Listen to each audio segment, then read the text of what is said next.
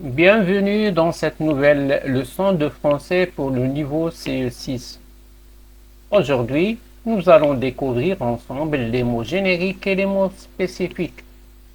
Ces notions vont nous permettre de mieux comprendre comment les mots peuvent être regroupés et utilisés de manière précise.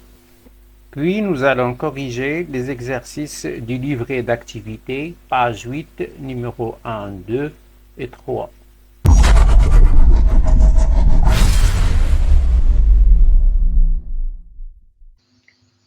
Le titre de cette leçon, termes génériques et particuliers. Commençons par comprendre ce que ces termes signifient. Terme générique signifie mot-chef.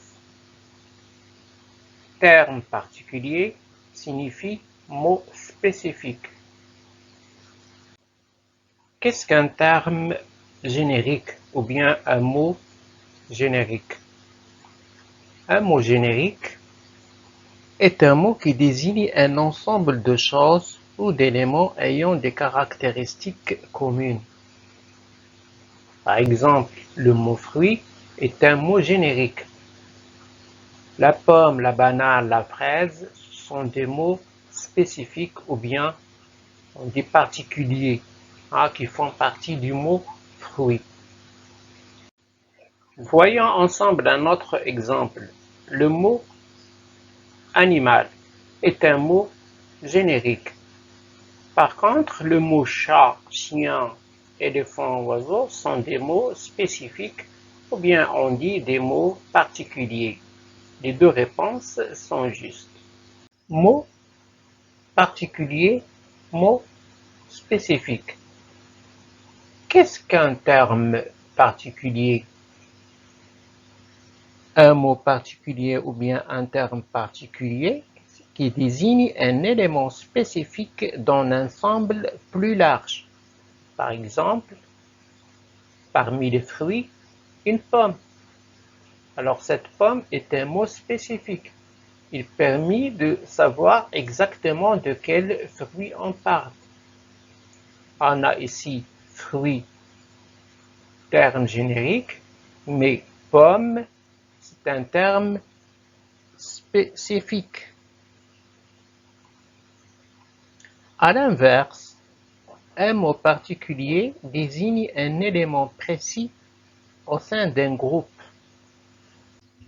Pourquoi utiliser des mots spécifiques ou bien particuliers? Utiliser des mots spécifiques est important pour être clair et précis dans notre communication.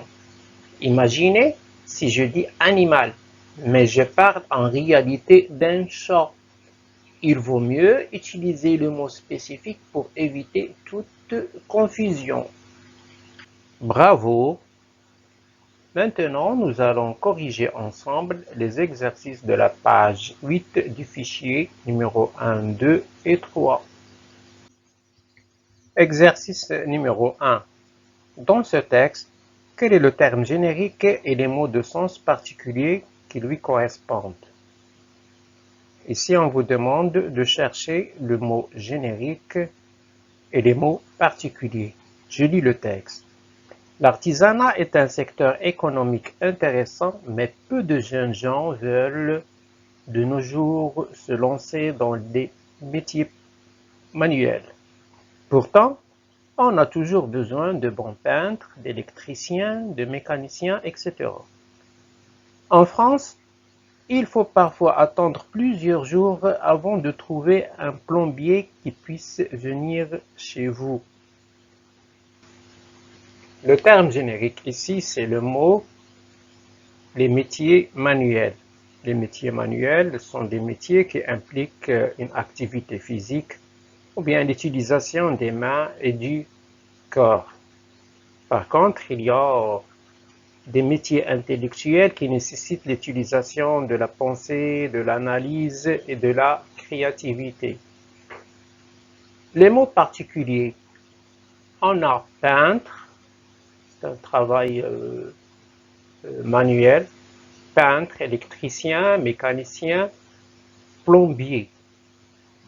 Passons à l'exercice numéro 2.